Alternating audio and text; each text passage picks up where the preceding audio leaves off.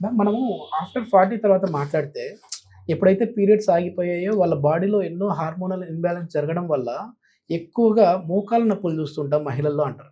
నేను పెద్దగా ఎక్కువ ఏం నడిచేదేమి ఉండదండి. ఇంట్లో నిలబడి వంట చేస్తాను అంతే. అంతకుమించి ఏం చేయను. కానీ నాకేమో మోకాళ్ళు డ్యామేజ్ అయ్యాయి. ఇప్పుడు సర్జరీ వరకు వెళ్ళాలి అని అంటున్నారని డాక్టర్ చెప్పారని అంటుంటారు. అసలు ఏం చేయకపోయినా ఈ మోకాళ్ళనేవి ఎందుకు అరిగిపోతా ఉన్నాయి మ్యామ్? వీటిని ఆస్టియో ఆర్థరైటిస్ అంటారండి. హ్మ్. అంటే మోకాళ్ళలో ఉండే కార్టిలేజ్ మృదులాస్థి హుహు. అనేది అరిగిపోవడం. ఓకే. సింపుల్ లాంగ్వేజ్‌లో చెప్పాలంటే. సో, ఇది అందరికి వయసు పెరిగే కొద్దీ రిస్క్ ఉంటుంది. ఎనీ హుహుహు. హ్యూమన్ బీయింగ్ మేల్ అండ్ ఫీమేల్‌లో మేల్, ఎఫెక్ట్ ఫీమేల్. అవ్వచ్చు. ఓకే. బట్ ఫీమేల్‌లో రేషియో ఎక్కువగా ఉంటుంది. 3:1 రేషియో అని చెప్పొచ్చు. యెస్. యెస్. ఎందుకంటే ఒక వుమెన్ స్ట్రాంగ్‌గా ఉండాలి అంటే, బోన్ స్ట్రెంగ్త్‌గా ఉండాలంటే ఈస్ట్రోజన్ మ్యాండేటరీ. ఓకే. ఈస్ట్రోజన్ అనేది ప్రాపర్‌గా ఉన్నప్పుడు బోన్ డెన్సిటీ బావుంటుంది. ఎప్పుడైతే పెరిమెనోపాజ్, మెనోపాజ్‌లో ఈస్ట్రోజన్ తగ్గుతుందో బోన్ అనేది డెన్సిటీ లాస్ అవుతుంది.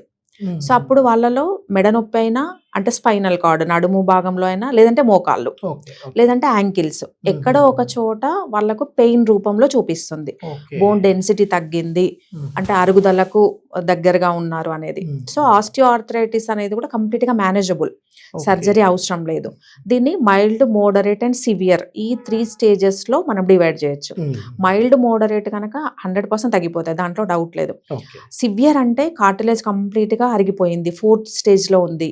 ఆ మోకాలు అనేది డిఫార్మ్ అయిపోయింది. స్ట్రక్చర్ లాస్ అయిందన్నప్పుడు మాత్రం సర్జరీ చెప్తుంటారు. ఓకే. అవి కొంతవరకు మేనేజబుల్ అని చెప్పొచ్చు. సో, దీంట్లో రిస్క్ ఫ్యాక్టర్స్ ఇద్దరికి మాత్రమే ఉంటుంది. First one is the obesity. More than 85, 90 kgs ఉన్న వుమెన్ చాలా ప్రాబ్లమాటిక్ ఫేస్ చేస్తారు. Okay. Comparatively lean and moderate built ఉన్న వుమెన్ కంటే. ఆహాహా. సో, ఇనిషియల్ స్టేజ్ నుంచే బాడీ వెయిట్ గనక కంట్రోల్‌లో పెట్టుకుంటే ఇంత దూరం సర్జరీ వరకు ఎళ్ళలేం. ఓకే. మేము హోమియోతో బ్యాలెన్స్ చేసేటప్పుడు కూడా బిల్ట్ చూసుకొనే అష్యూరెన్స్ లెవెల్ అనేది ఉంటుంది. ఒబేసిటీ వాళ్ళకు కొంచెం టఫ్ అవుతుంది. వై? బికాజ్ మొత్తం హోల్ బాడీ వెయిట్ అంతా పడేది వెయిట్ బేరింగ్ జాయింట్స్ మోకాళ్ళే. కాబట్టి ఫస్ట్ సింప్టమ్ మనము అలర్ట్ అవ్వాల్సింది body weight. And second thing మంచి డైట్, వైటమిన్ సప్లిమెంట్స్ ఉన్నవి, లీఫీ వెజిటబుల్స్, మన డైట్ హ్యాబిట్స్ కనుక ప్రాపర్‌గా ఉంటే కూడా వాళ్ళలో ఈ ఆస్టియో ఆర్థరైటిస్ నుంచి మనం వెనక్కి వచ్చిన కేసులు కూడా చాలా చూసాం. ఓకే. ఓకే. సో, వాళ్ళలో మీ ఎక్స్‌పీరియన్స్‌లో ఎవరైనా మాకు సర్జరీ చెప్పారు మేడం. కానీ రేపే సర్జరీ అన్నారు. కానీ మేమిప్పుడు ఏదో మీ గురించి కొన్ని వీడియోస్ చూసో, లేదంటే వేరే వాళ్ళు చెప్పడం వల్లనో మేము వచ్చాము అని చెప్పి ట్రీట్మెంట్ తీసుకొని సర్జరీ లేకుండా ఇప్పుడు హ్యాపీగా ఉన్న వాళ్ళు ఉన్నారా? నంబర్ ఆఫ్ కేసెస్ అండి. Number of cases. ఫ్యామిలీలో దగ్గర నుంచి బయట పేషెంట్స్ కూడా ఇన్ని రోజులు టైం వేస్ట్ అయిపోయింది. మేము నెగ్లెక్ట్ చేశాము అని హోమియోపతికి వచ్చి థర్డ్ ఫైనల్ స్టేజ్‌లో ఇంకా కొంతమంది అయితే మోకాళ్ళకి లోకలైజ్డ్ ఇంజెక్షన్స్, స్టీరాయిడ్స్ తీసుకొని కూడా వచ్చిన వాళ్ళు హోమియోపతితో అసలు సర్జరీ అవాయిడ్ చేసినవి నంబర్ ఆఫ్ కేసెస్ అని చెప్పొచ్చు. వెరీ సక్సెస్‌ఫుల్ రిజల్ట్స్ ఉంటాయి హోమియోలో. మ్యామ్ ఇప్పుడు సియాటికా నరం నొప్పి. సో, మేమేదో సాధారణంగా ఏదో కాలు లాగేసింది. ఒక తుంటి భాగంలో నొప్పి వచ్చింది. దీనికోసం పెయిన్ కిల్లర్ వాడాం. కానీ తగ్గట్లేదు. ఈ సియాటికాతో ఇబ్బంది పడుతున్నాము. దీనికి హోమియోపతి ఏమైనా సూటబులా అని అడిగే వాళ్ళకి ఏం చెప్తారండి? సియాటికా అనేది సింగిల్ నర్వ్ పెయిన్. ఒక్క కాలు. నడుము దగ్గర నుంచి either right leg or left leg కంటిన్యూస్‌గా రావటం. ఎందుకు సియాటికాస్ బాడీలో అన్ని ఇష్యూస్ కంటే కూడా సియాటికానే మోస్ట్ పెయిన్‌ఫుల్ కండిషన్‌గా చెప్పొచ్చు. ఎందుకంటే ఇది బాడీలో బిగ్గెస్ట్ నర్వ్. ఎప్పుడైతే దీని మీద కంప్రెషన్ పడుతుందో నడుము దగ్గర నుంచి థై రీజన్ కింద కాఫ్ మజిల్ కాలి వేళ్ళ వరకు ఉండే ఏకైక single biggest nerve in the body. So, అంత బిగ్ నర్వ్ మీద కంప్రెషన్ పడ్డప్పుడు పెయిన్ ఇంటెన్సిటీ కూడా అంత ఎక్కువ ఉంటుంది.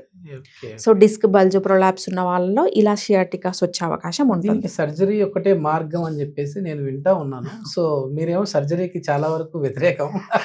100% మేము చూసాము. లైవ్‌గా రిజల్ట్స్ చూసాము. ఈవెన్ బెల్ట్‌తో వచ్చిన వాళ్ళు కూడా హోమియోపతి మెడికేషన్ తీసుకున్న తర్వాత పెయిన్ తగ్గి బెల్ట్ తీసేసి నార్మల్‌గా నడిచిన వాళ్ళు ఉన్నారు. సో, అది పాసిబుల్ అవుతుంది కాబట్టి ఇంత కాన్ఫిడెంట్‌గా చెప్పడం కానీ జరుగుతుంది. హోమియోపతిలో లేట్ ఉంటది రిజల్ట్స్ అనేది అంటుంటారు కదా! మరి ఇక్కడ చూస్తేమో సివియర్ పెయిన్ ఉంటది. మేము అక్కడ చూస్తేమో అలోపతిలో ఏదో పెయిన్ కిల్లర్ అసిక్లోపినాక్ లాంటిది యేసుకుంటే మాకు తగ్గిపోతుంది కదా అనే వాళ్ళకి ఇక్కడ ఇన్‌స్టాంట్ పెయిన్ కిల్లర్ లాంటివి ఉంటాయా?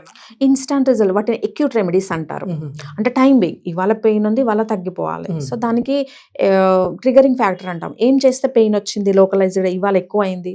ఎగ్జాంపుల్ వెయిట్ లిఫ్టింగా, లాంగ్ సిట్టింగా, ట్రావెలింగా ఆ మోడాలిటీ బేస్ చేసుకొని ఇచ్చినప్పుడు ఇన్‌స్టాంట్ రిలీఫ్ కూడా పాసిబుల్ అవుతుంది. సో, వాటిని అక్యూట్ రెమెడీస్ అంటారు. అక్యూట్‌గా తగ్గించుకుంటే చేసుకుంటూ క్రానిక్గా కూడా సర్జరీకి వెళ్ళకుండా మనకు స్పైన్ని కరెక్ట్ చేసే సిస్టమ్ కూడా హోమియోపతిలో పాసిబిలిటీ ఉంది. ఇప్పుడు చెప్పిన సమస్యతో ఎవరైతే బాధపడుతున్నారో సేఫ్ అండ్ పర్మనెంట్ సొల్యూషన్ కోసం ప్రయత్నం చేస్తున్న వాళ్ళు కింద స్క్రోల్ అవుతున్న నెంబర్కి కాల్ చేసి డైరెక్ట్గా సంప్రదించగలరు.